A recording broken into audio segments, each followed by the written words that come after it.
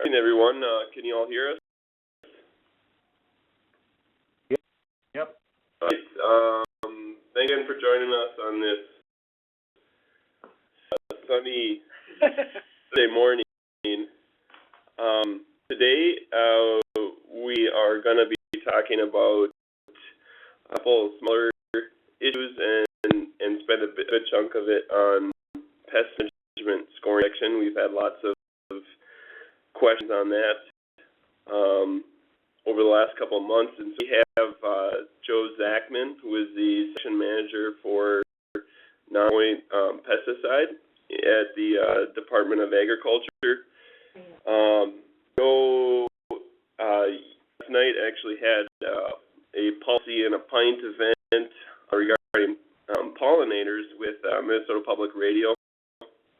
So we're maybe the next time we can do webinars and Bloody Marys or something like that. And I have a hangover, so forgive me. Yeah. Oh. Good morning. So now we'll just we'll start here with Oh, we're unmuted. Oh, yeah. here's the line right here. So we're gonna have we'll start with some buffers, which have been in the news lately. Just a friendly reminder and kind of your feedback on what's happening out there, and then we'll go into pest management and take care of some other that. So. All right, so I guess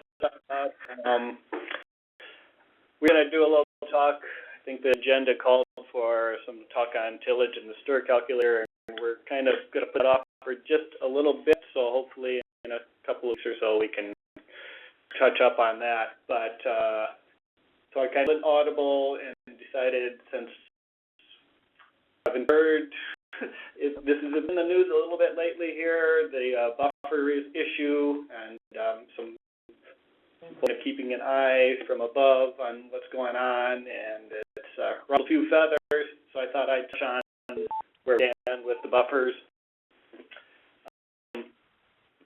This is a little copy and paste actually from DNR's information sheet on what the law requires. So we're going to take a twofold kind of approach to this. There's what the law requires and what we as the program are going to look at. So the law basically pretty simple. 50-foot strip needs to be on rivers, basically public waters. If you need to check on where public waters are, I've got that link there for the DNR. Some smudgy maps that you can go to, but that will give you at least a good information on where the public waters are. And there's also the ditches with that one rod requirement. When you do your field verification, since it's such a critical issue, we want to make sure that any of those required buffers are in place. And at that point, you have to do your job as a professional conservationist and determine if you see other kind of water quality resource concerns, prices, any of those things where somebody needs to address that. If we've got land sheet flow with sediment running into a ditch that's not listed as a public water, that needs to be addressed. And so we need to go ahead and work with that person to make sure that that resource concern is taken care of. Here's information here, just kind of shows that with the this is not all the setbacks, but it shows that 50-foot setback, go to that 66-foot setback for atrazine, that 100-foot manure application setback. So Back. one of the critical. Oh, Go back. Joe's got something to say. Go ahead. More slides. Resource management system plan.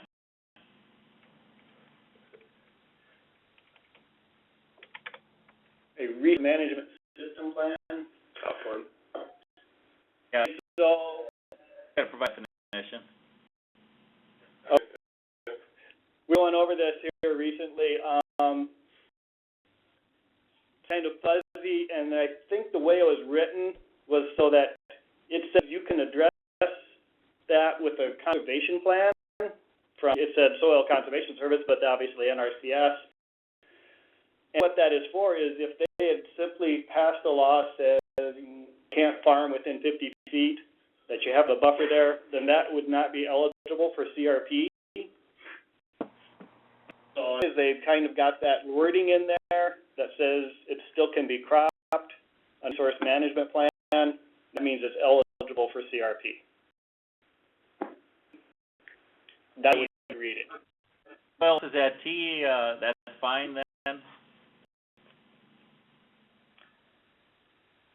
Yeah, I mean, I guess if you can go out there and you can do a conservation plan with residue, keeping soil acid T, I would assume, from our perspective, that, and these are administered at the county-wide level. I know, we all know you can go to a ditch and you might have the only place where there's actually flow going into a ditch is where there's a side inlet. Otherwise, it's mounded up with spoil on either side. So that's where you need to kind of get your foot on the ground and actually take a look and see what's there and make sure that you kind of address those specific situations. Yeah. Is that Dennis who's asking the question? Yeah. Dennis, how is that playing out in Stearns? Like, how are you guys defining resource management system plan, or aren't you? We don't.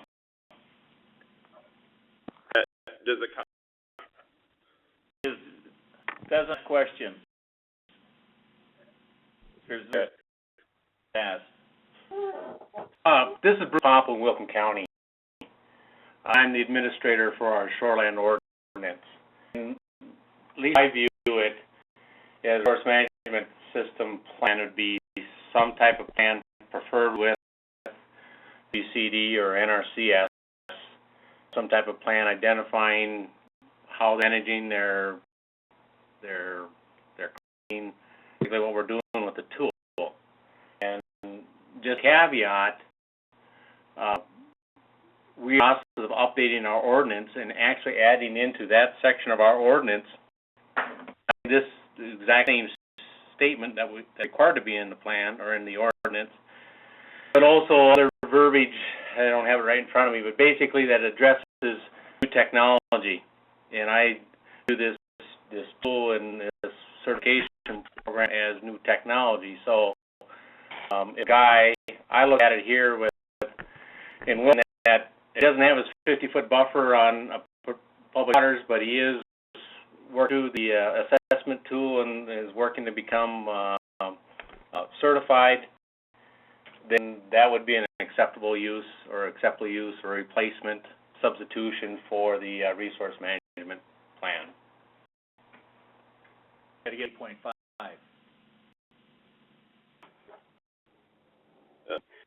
What if, follow-up question to that, Bruce, if someone is doing like a nutrient management plan and are farming within that buffer, is that in terms as a management system plan?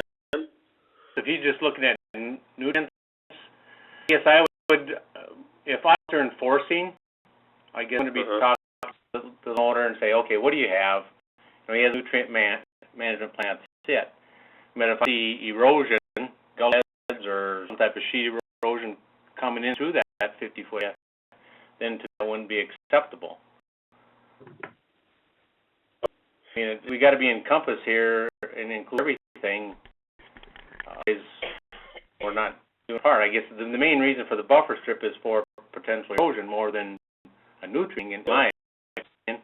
I'm sure that's certainly debatable, but I guess that my discussion would be with the landowner. If he's only dealing with nutrients and with erosion problems, well, then we need to include that somehow in some type of plan, or else plant the 50-foot buffer.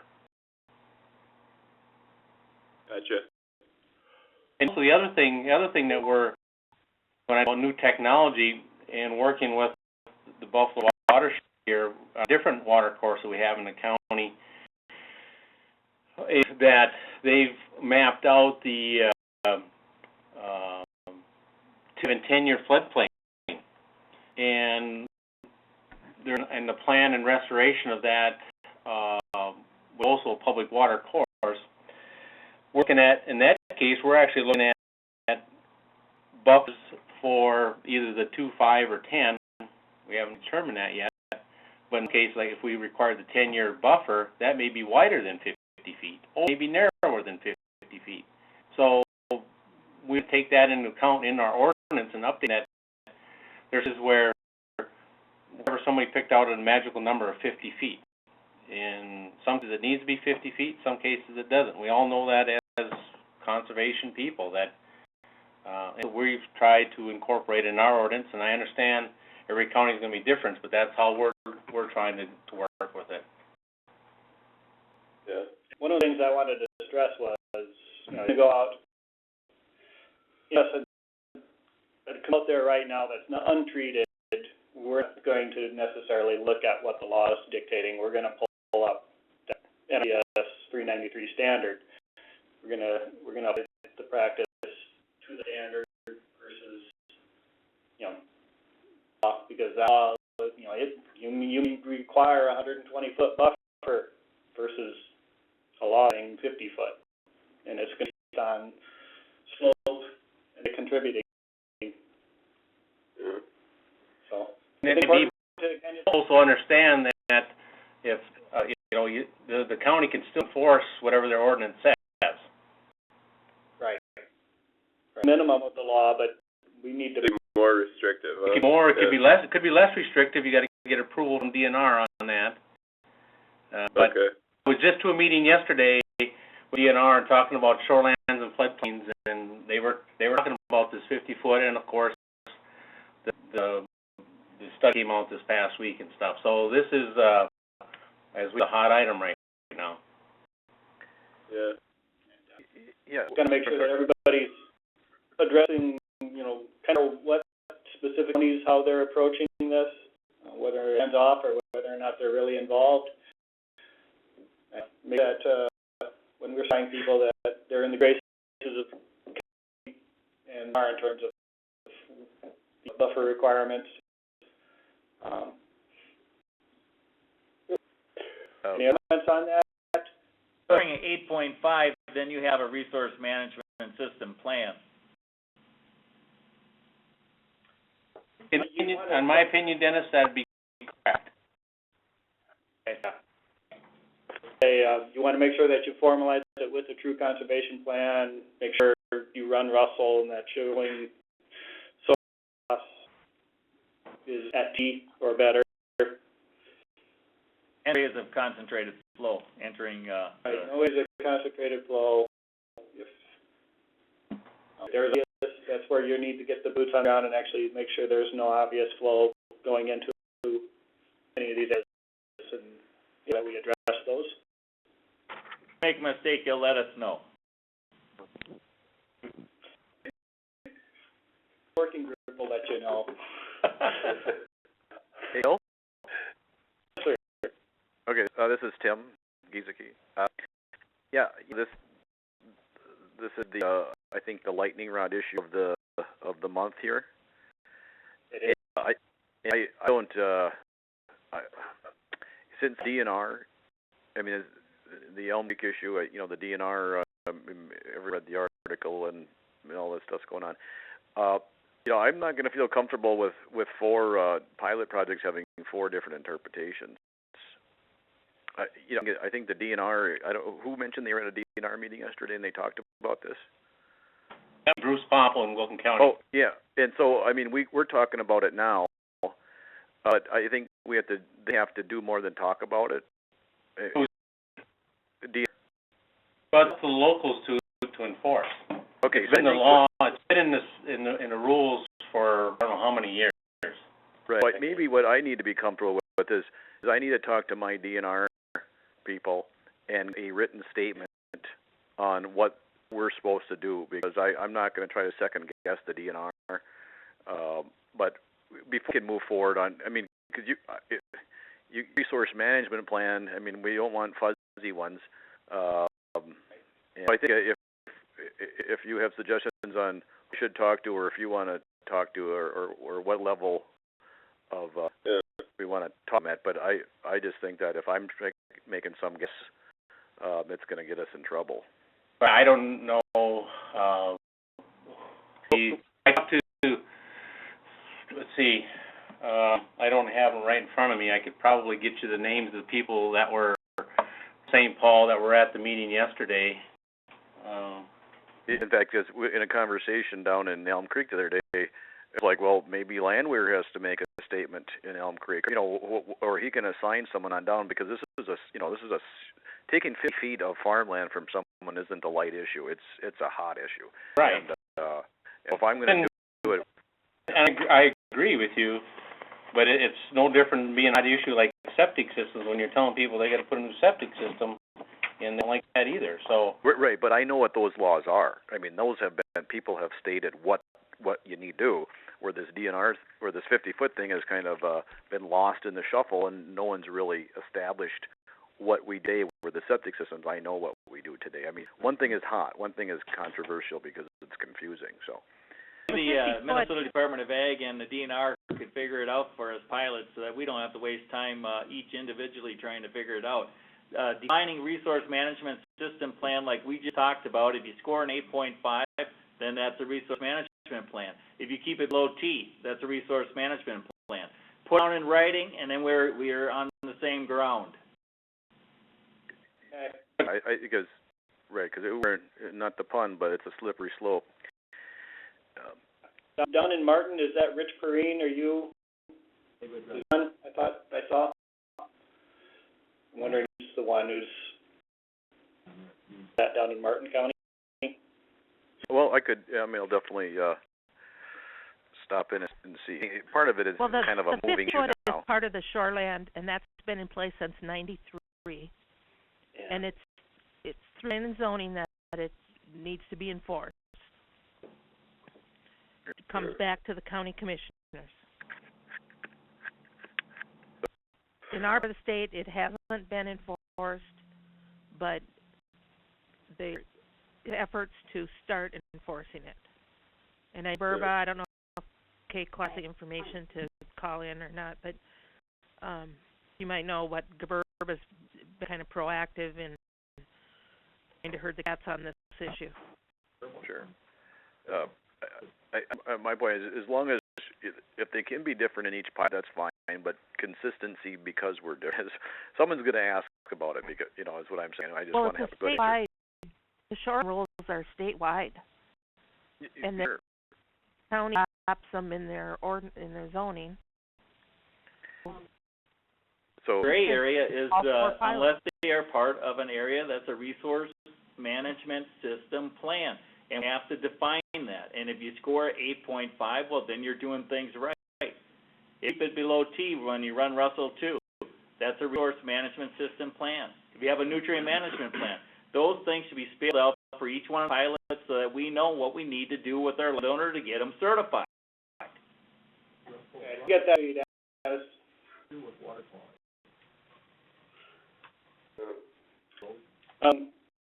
Did you want something to say? I know Joe wanted something to add in here too. On that slide. First of all, Bill and Peter kind of prepped me for this meeting, but I know Dennis was going to be on call. I might have begged out of it. Hey. We're getting old, Dennis, when we go back 30 years, right? Oh my. I remind you. On this slide. Well. Never mind. All right. On this slide. Sorry, again, what was that? All right. On this slide, this sort of simplified cartoon shows a 66 atrazine setback, and I wanted to get into a little of this when we talk about the pesticide index as well. But this running 66 atrazine setback along a stream is really only if that is so evenly sloped that there's sort of sheet runoff from the field. If the point of runoff, then the application setback for atrazine atrazine is only a 66-foot arc around the point of runoff. And we have a number of documents and illustrations available on our website that Bill and Peter can send out to all of you, some links that would provide a little greater detail about when those setbacks are necessary and needed and when they apply in certain situations, including drain intakes and things like that. But just wanted to point that out, that this is quite simplified. There's a little more detail, and Peter and Bill will send you some links that give you more information. If you're wondering where the 66-foot comes from, you may have noticed in the last slide that there was a 1 rod is equal to 16.5 feet. Well, 66 is 4 rods, so that's where that sort of stage number came from. That's all I wanted to say on that. I guess the main thing that we did want to stress was, there's the minimums. We go out and we're going to address a resource concern existing out there. With the field, there are obvious issues. We need to design those to the 393 filter strip standard, which may be greater than that state requirement. And like Dennis said, you could also address things through residue management, that whole resource management plan. So just to ask one more question on here then, this is Tim. If the DNR shoreland laws are 50 foot in the county, and so we need to really discuss what a resource management plan with the DNR is, because they're the ones that would have to say that, you have addressed that issue according to their law. Would that be correct? They're their authority? Yeah, I think what we can do, Tim, you're bringing up some good questions. You have higher authority, but the person, the LGU is the government who is responsible for administering that, and like in the case of what Bruce is talking about, further defining that. He's talking about putting in new technology. So, the county stat. Maybe step one too far then. So we need to talk to the county to make sure the resource management plan addresses their requirements under the DNR shoreland. Right. Yeah. Well, we have the good fortune of working in 5 different counties. So, in that application form for the program, we ask them to self-verify. So what we're doing is helping clients connect with what a county person, they need to connect with. So, using a short list of folks who can answer very specific questions would probably be your best bet there. And this also bringing up a good topic for future webinars. Maybe we can get someone from DNR HQ over here and lay out the definition of resource management system plan and provide some more clarity. Sure, maybe even one of their county partners and how they're dealing with that. Absolutely. Good idea. Anybody? Yes. And the 5 counties we deal with is whatever. But I mean, if this pilot goes beyond, there's going to be all sorts of counties and borders mixed up. So we better wrestle with that one now, I think. We'll get a firm definition of, from the program standpoint, what the resource plan needs to consist of. I would assume it would be address all concerns with OSFT or better. Sure. For bringing that up, Dennis. So we managed to get through this, and I can now turn it over to Joe, and he knows how contentious everything can be. I guess I'll just interest Joe and mention one thing. I know Joe doesn't want to get into a situation where when we do questions and answers, he doesn't want you or asking him to score for him. Okay? You facilitate a discussion and kind of help with that decision-making process, but he's not going to tell you if it's a or if it's a 7.5. Well, I think that's the general rule for all the work that Right. you two do here as well on those other things. But I was trying to single myself out as an exception to scoring. It's my understanding we're here to advise on it, not necessarily do the scoring. That's your job. It's, we need to get you to the point where you're consistent and comfortable making these calls. So we're available for questions. And if you have specific questions, you can call Peter and I after. So, you can move to the, I'll move this forward. So, looking at the general table of pest management scoring, and I don't want to spend too much time on this. This is just the outline of what the possible scores are. What's probably of greater interest to you is how to interpret this table, and that comes in the next tables. But basically, I'll mention here that basic pest control at the bottom, a score of 2, is simply managing your pests according to label required mitigation steps. So you can, the lowest score you can possibly get is by simply doing what you're supposed to do, and greater scores by doing things above and beyond what the label mandates. So we'll get into a couple of details with a specific attention on the 3 pesticides there that are of specific concern to the state of Minnesota according to Commissioner's determination. So each year we look at water quality monitoring data from throughout the state, and in the course of years there are 3 chemistries that have been of particular concern, of such a concern that the Commissioner has tasked the staff here with developing best management practices, and those chemistries are for atrazine in water and surface water, acetochlor in surface water, and chlorpyrifos in surface water. We have a number of other concerns on the water end of things, but we're just working on surface water here. To give a score of 10, you press through a series of additional integrated pest management steps, including implementation of some voluntary best management practices been established by the Department of Agriculture in consultation with other NRCS, U of M, and others. So let's look at this basic pest control for just a moment. This interpretive table expands on that concept a bit, on what it takes to get a score of 2.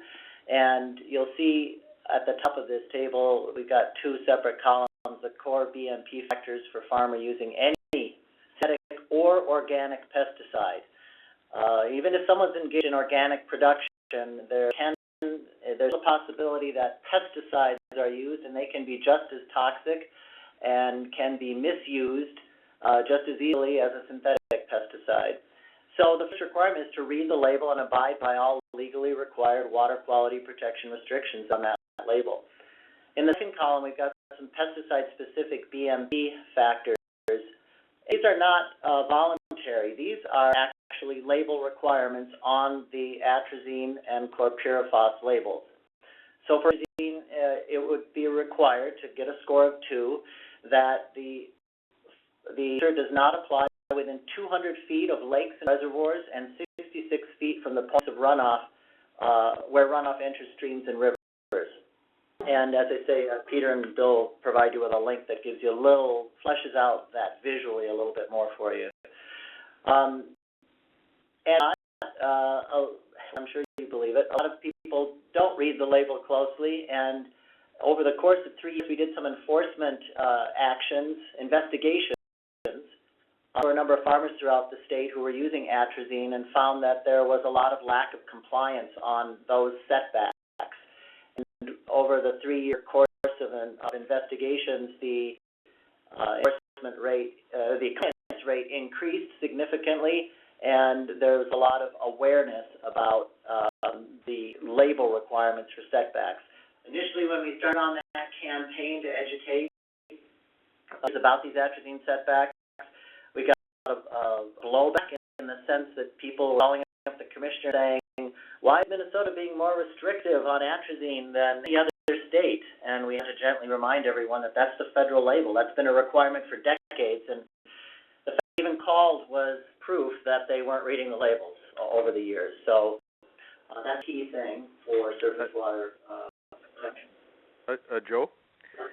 Yes. Were you talking to producers as well as commercial applicators, and which ones did you see more violations? Both, and I don't have the breakdown.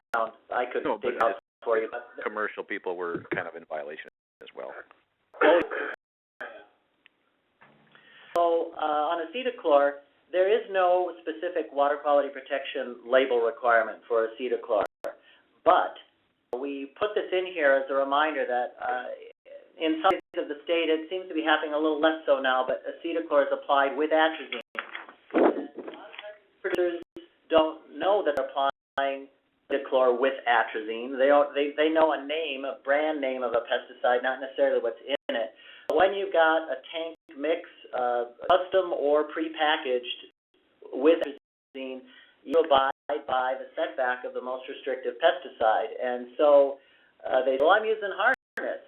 And they may not realize they're using harness extra, which has atrazine in it. And so you got that atrazine in it, you got to apply by that setback as well. So we kind of get a twofer. If we've got a tank mix, we get water quality protection for acetochlor and atrazine if we're abiding by the setbacks. And for chlorpyrifos, there are a number of water quality setbacks, and we're just kind of the same atrazine we've been working with for years. Chlorpyrifos, we just started our BAP development and education outreach on this. And as with atrazine, I think a lot of producers are unfamiliar with the fact that there's a 25-foot sack for soil or foliar applied liquid products. If you're using a ground boom, 150-foot back aerial applications, and if it's a soil granular product, it's 150. It doesn't apply unless you're applying it aerially, a granular product aerially, which that's not really common, but it can occur. So the basic label requirements, enforceable label requirements to protect water quality on products that contain those three active ingredients. Questions on that? Yeah, this is Tim Giesecke. Yeah. I mean, these are some challenging setbacks, and probably the reason why they haven't been following. So, if they're going to follow these setbacks, what management strategies are used for that distance between 150 and 0 feet of the water body? Sure. Our best management practices, which are actually have been out for comment for the last 60 days on chlorpyrifos, tomorrow is the last day for comment on them, and they've already gone through a previous round of comments, and they're in pretty good shape, and we didn't get a lot of comment. We have some select strategies for management of pests in that zone where it's not required, but we're a little hard pressed as the Department of Agriculture to start making specific recommendations, and so we've asked the MPs that those who are abide by the legally required setbacks work with crop consultants and other professionals who are in possibly a better position for each individual case to determine what should be used to control pests in those areas. I'm sorry I can't give you a clear answer. It's kind of a case-by-case analysis and situation. Sure. And just kind of because as we sit at the kitchen table with these people, you have to be able to talk with a straight face on these, and so I don't know, maybe anyone else on the call, but if you're using that mix for 90% of your field, what is the chances of using that mix for the last 10%?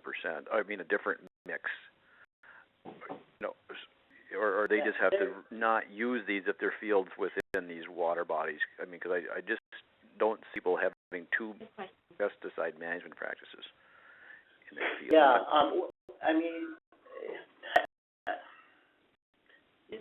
I am the situation that you're in, and I'm not sure.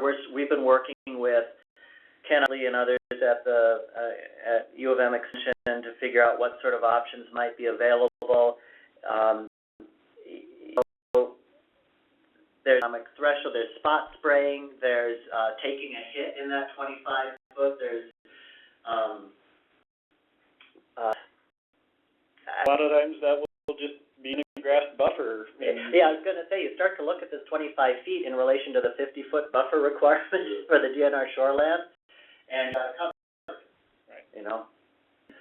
Yeah, I mean, and that's kind of where I think this maybe is all these things get packaged together, so we accomplish many things, and the farmer still doesn't think it's unworkable. So right. I was talking to Peter and Bill yesterday about the history of this index scoring for pesticides, and at one point we had considered trying how to have a more matrix approach where you get a high score in this pesticide area unless you were coupling it with other conservation measures, which would include something like the 50-foot land setback. But it was decided to just to keep cleaner and move straight forward in this way. But you kind of see these things coming together, at least for the state of Minnesota, where we have that shoreland buffer, that we're killing several birds with one stone. You don't have to worry about the 25-foot if you're already doing other conservation measures that are greater than that width. I'm saying, what if it's not being enforced? The rankings. Why not being enforced? Oh. What? I think that's probably a good question. Were you talking about why isn't the shoreland buffer being enforced, or why isn't the chlorpyrifos being enforced? Okay. All right. So this is the next step. I guess it would be the score of 4. We're asking for, we call it low-risk pest control. If you're not using atrazine or acetochlor, it's in the first column, and would reduce your application rate based on a label rate range, and or use precision application methods. Let's just stop there. Usually on labels, there's a rate range, and it says that you should have efficacious pest control between this application rate and a lower application rate. And we're always trying to encourage producers to at least try or experiment with that lower rate range, but sometimes they can have effective suppression. And that the low end of that rate range is still designed to be efficacious, yet not induce the development of pest resistance. We're talking about low, experimentally low rates. We're about referencing the rate range on a label and using the low end of the rate range. And then, of course, using any precision application methods that might be linked to measuring of weed outbreaks in a seed, so that sprays are turned on or off in certain sections of the field. That essentially lowers the per acre rate of the chemical, so that would be a plus. Accounting for weed escapes or pest outbreaks with applications only when necessary, if that can be documented, that contributes to this low-risk pest control score. Pesticide-specific side of things,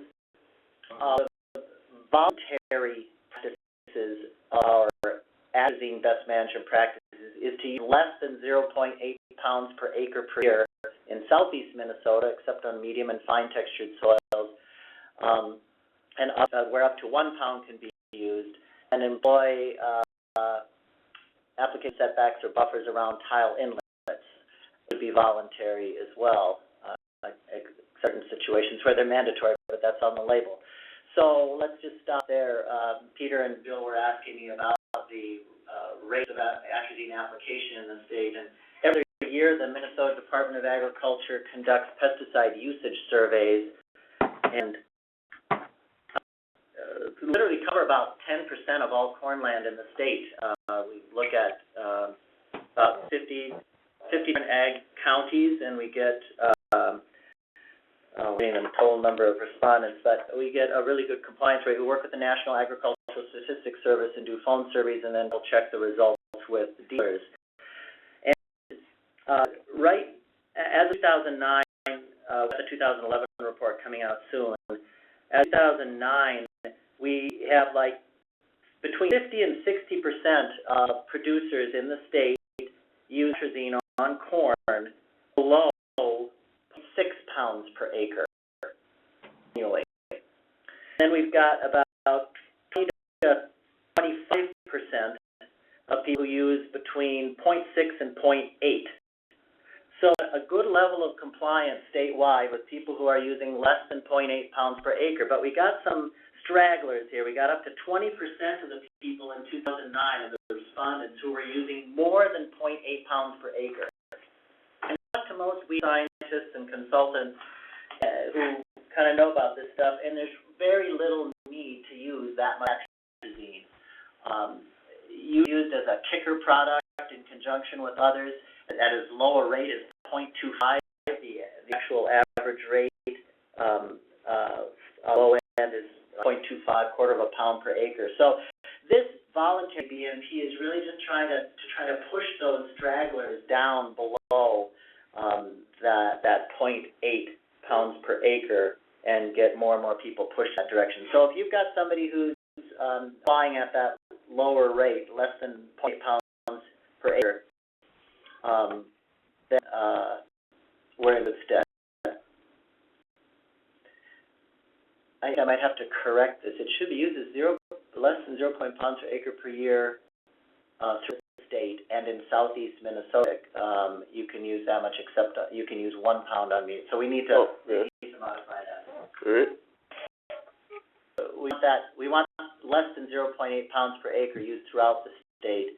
In southeast Minnesota, if you're on medium and fine textured soils, you can use up to 1 pound per acre. Okay. All right. For acetochlor, a lot of people may or may not know that if they're using glyphosate, they're actually a lower early season post-emerge Roundup ready crop. So we want to push people to adopt that lower acetochlor rate. And we have here installs, this is another voluntary BMP, install a 30-foot or wider vegetative filter strip or 66 feet in watershed with acetochlor impairments. We've had a couple of acetochlor impairments in the state. So the 30-foot was we worked with the Acetochlor Registration Partnership, which included Monsanto and Dow. We worked closely with SES to come up with that 30-foot. And it's no coincidence that relates to the lowest, where is I making my note there? That relates to that minimum acceptable filter strip width in Table 1 that you saw earlier on Russell 2. So you want a 30-foot or wider, depending on the situation at hand in the field with that NRCS practice standard, right? That's where that comes from. And again, if we're in a situation where we got people in compliance with a 50-foot buffer, we're right in the mix. So. Any questions?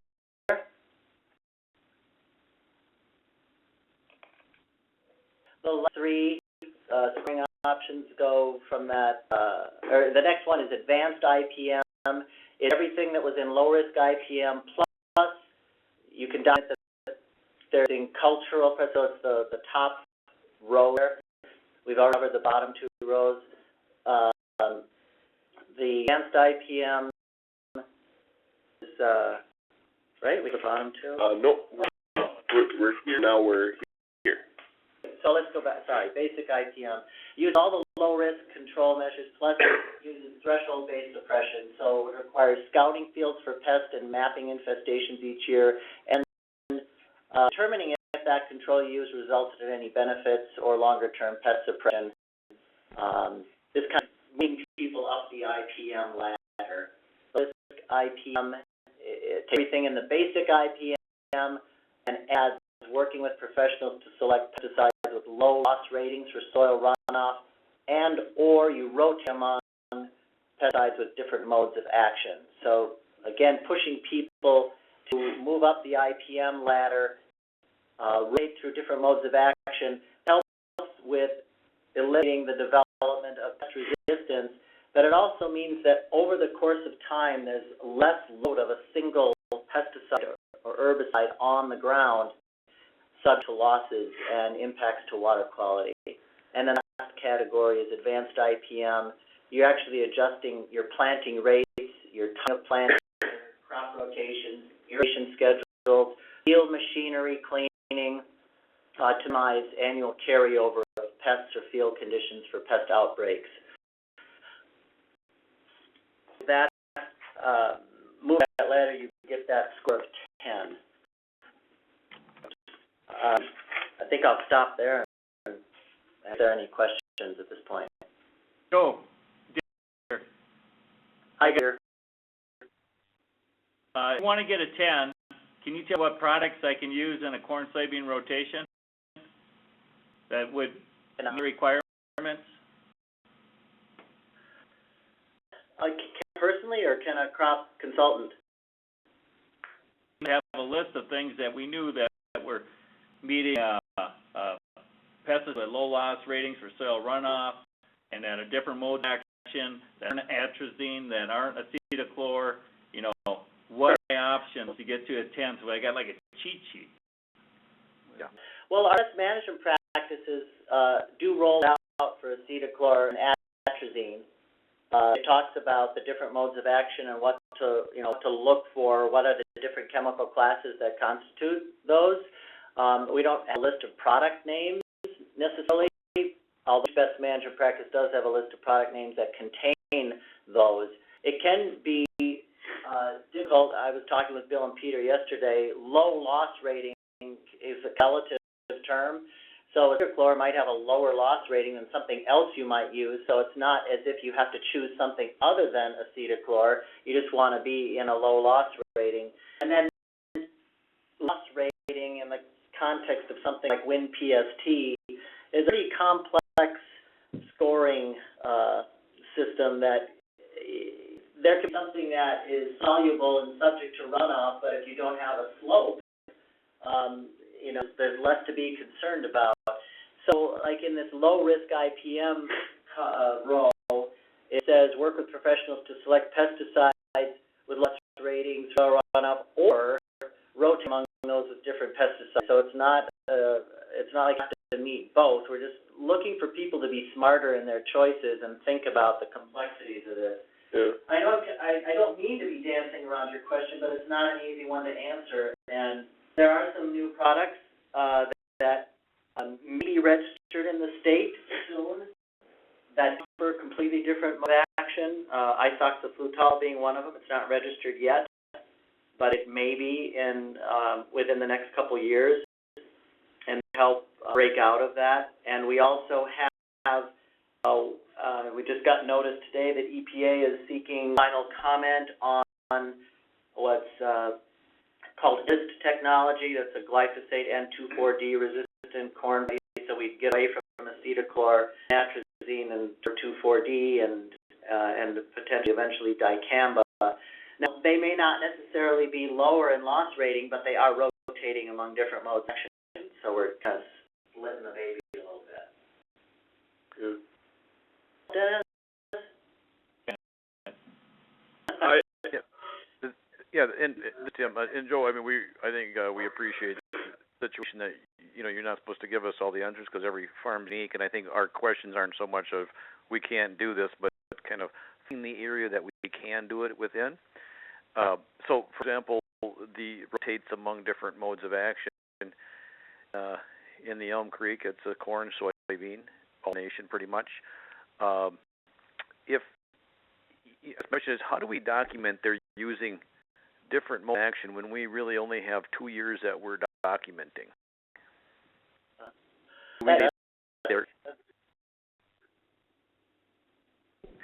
Is that in a narrative, or a lot of times these guys don't know what the chemical of the day is the next year. Sure.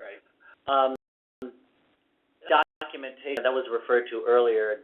Dennis was pushing for as long as you write things up, and document. I think you can start to justify your score. We were talking yesterday about certain rows or might be not applicable.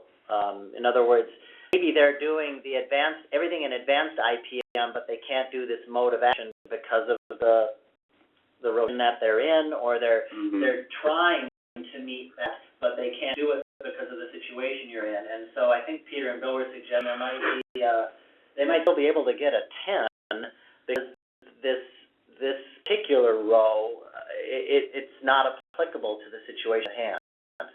Does that make sense? That's what we were discussing, right? Yeah, absolutely. And we'll jump into a scenario, but we were talking about like an alfalfa field, for example.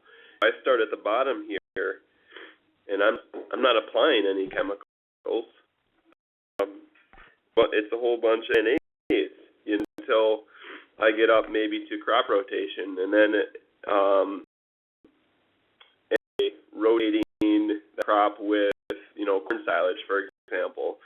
Timing, am I using a nurse crop to help with weed suppression during alfalfa establishment?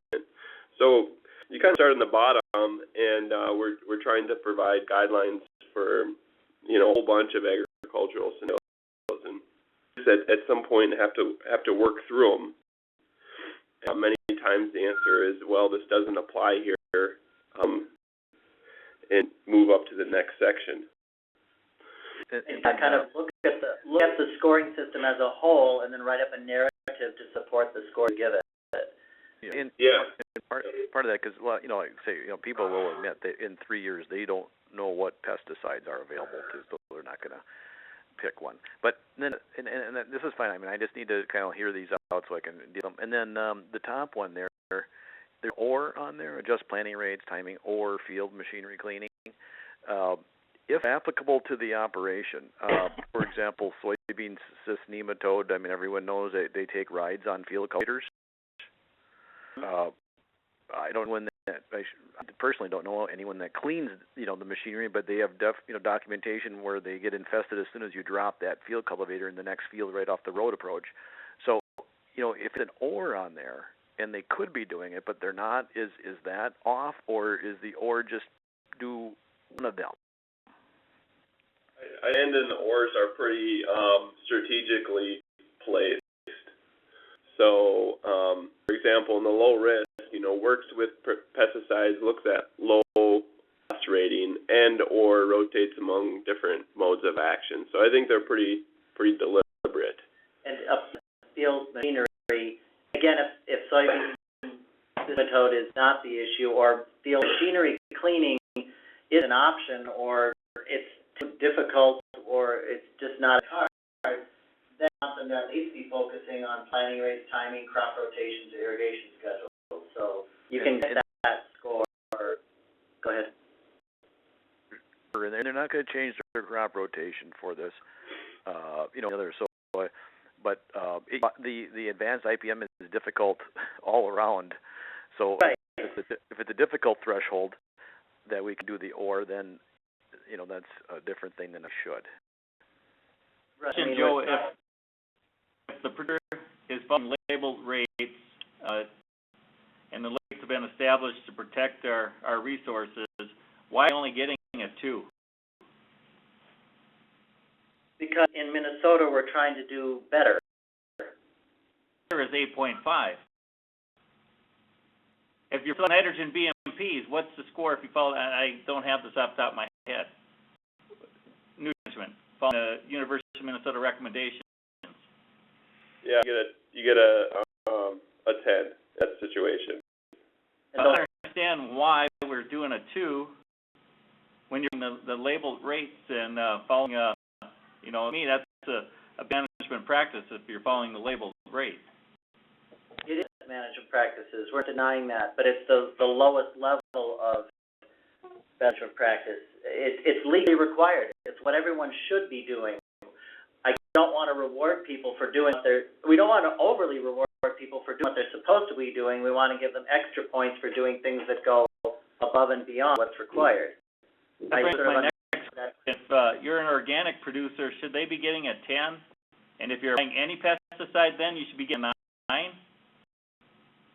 That question has come up repeatedly. We decided not to get into making this not the entire scoring tool, but this particular management component advocacy tool for organic agriculture, primarily because organic production can involve the use of highly toxic pesticides. And you use those pesticides without, you decide as an organic producer to use those pesticides without looking for economic thresholds, without scouting fields, without being worried about runoff and impacts to water quality. So rather than reward someone for simply having organic certification, we want to make sure they're using their pesticides in such a way that they are also protecting water quality. Pesticide where you're referencing for an organic producer there that is very toxic. Pyrethrins, unknown, metals, copper. Okay. And then, I guess as a final comment, that we can certainly take more questions, but I also want to add that you sit back and look at the whole too, even this high score of 10, in the context of the entire score, is a pretty small component.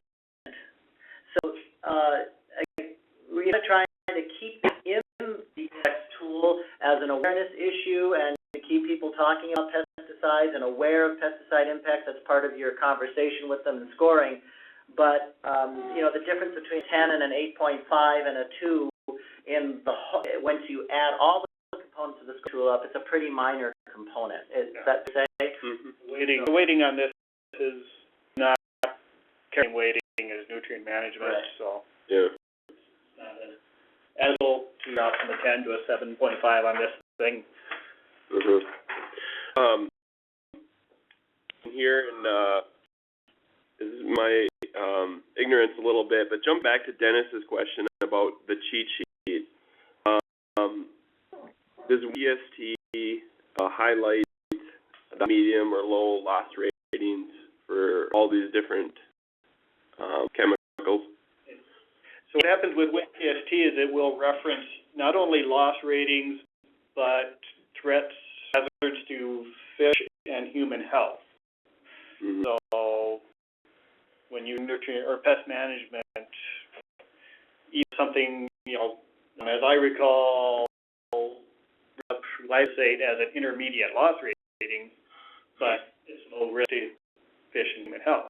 So you don't really need to mitigate against that. Mark, nice thing about WinPST also is it has suggestions for mitigation and what you need to do to reduce the loss, like conservation tillage or more scouting and that kind of thing. Yeah.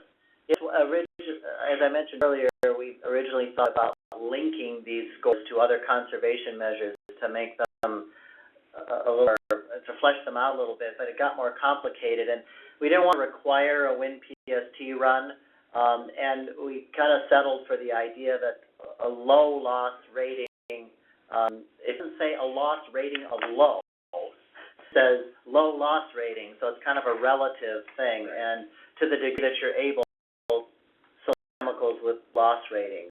Now, medium is lower than a high, for example. Right. Yeah. So in terms of getting back to Dennis's question, if we can distribute that list, that would be a first step for a cheat sheet, so to speak, for our certifiers. Going further into that question, the was corn and soybean rotate different modes of action. So with right today, like if I go to the marketplace, my two different modes of action for corn are at Liberty or glyphosate. Is that Those are only two modes of action. Oh, if you're planting Roundup Ready corn, we scientists at the University of Minnesota have been saying for years that nobody should be planting Roundup Ready corn after year. That's right. banned, and we're seeing the outcome of that activity now being glyphosate-resistant weeds. okay? The goal here isn't to give everyone a 10. I mean, if they don't deserve a 10 because they won't do certain things, or they're in a situation where they've decided they're going to be a soybean farmer, maybe they can't achieve a score of 10 because they're not willing to, or able, I'll say, to take those extra steps. Yeah. Okay. Great inflation. Yeah. All right. Any other questions? Hey, Joe's going to take off now. And any questions you have, you can filter them to me through Bill and Peter. I'm happy to, help out where I can. And I hope this was helpful.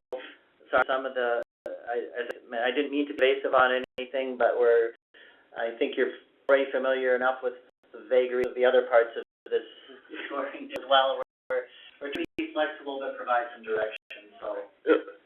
All right. Thanks, Joe. Yep. Thanks, Joe. I have one more question. This is Mark. On the low-risk IPM, do you need to have a professional hired, or can the farmer do his own scouting? Farmer can do their own scouting. Right. Yeah, so they're notes. And they're documenting for you what they do to scout. I mean, if they just say, I scout, if I were in a position, I'd say, could you show me what do you do? Do you have maps? You know, do you have somebody walk the field, and have you written this down? Do you know what quadrant of the field? I'd look for some support, supporting information. Right. Okay, that threshold. Thanks. So, You guys. Right. We didn't have this room scheduled for this meeting, Yeah. and there's a meeting here now. Oh, I think we got till 10:30. Well, my calendar, I just said here, didn't have this room. I think we did that. Okay. I don't waiting. Well, you Oh. don't know what webinar. Alright, sorry. We're almost getting, and, we're gonna resume long enough, so, apologize. Now we're back in action here.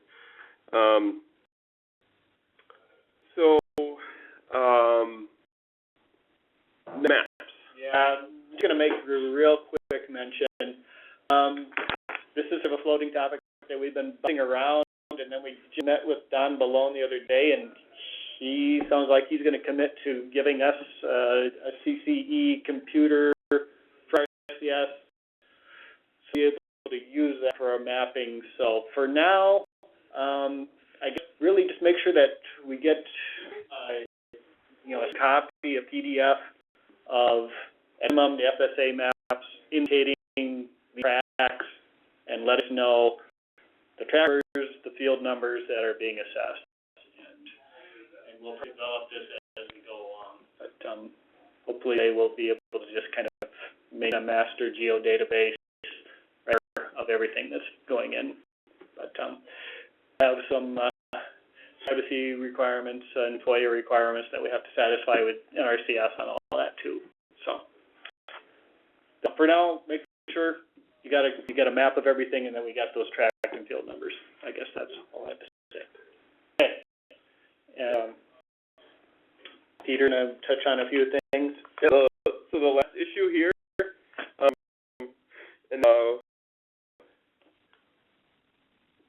take questions, but is the this concept of a Sharepoint, and this is just heads up for the certifiers. This is kind of a housekeeping thing. So we do have logins for all the certifiers, and I will send out the passwords and the login information, so you can go in and submit your certifications. So both the signed contract with all the appendixes and the access files. And, this is just a screenshot right here for the joint site, but you go in and find on the left-hand side where the red arrow is your watershed. It is up such that you can only see, like if you're in Whitewater, you can only see, Whitewater. You can't go into other people's basically, you go in and you see two folders, one marked pending, one marked official. So when you're ready to submit and ready to get the commissioner's signature, you're just uploading that document, the PDF and the certification to the file, right? And in that stage, we will bring it to the commissioner's office, get the signature, and then put it into the official file.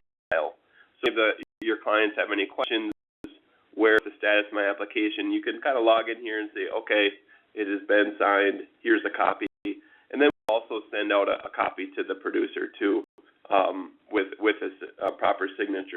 So it's just a way to kind of keep track. You can still use the zip drives and the computers if you do it that way, but it's just a way so that we have a common filing system.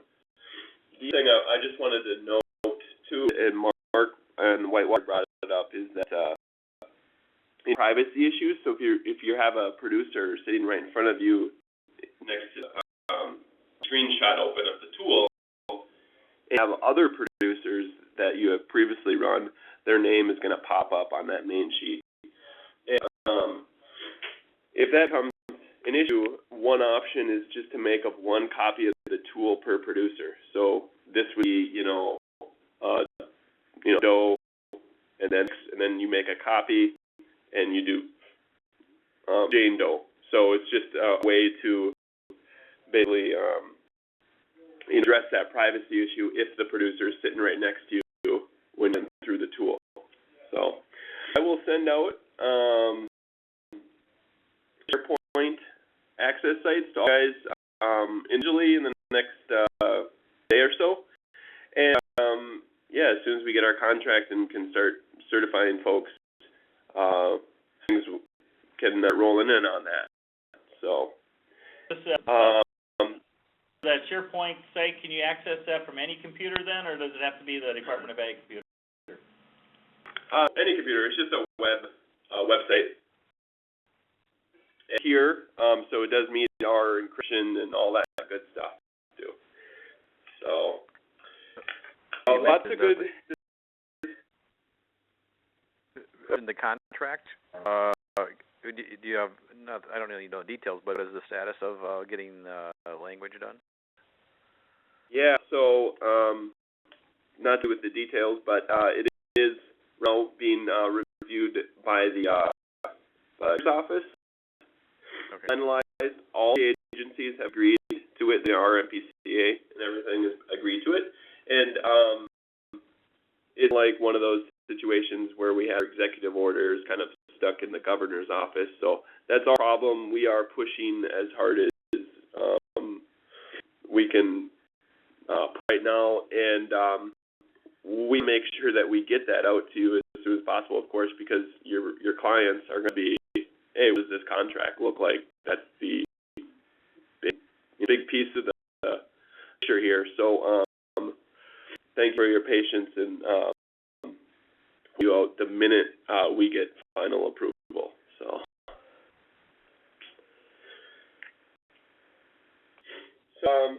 that's it. Unless you guys have any other questions, we will send out a link that Joe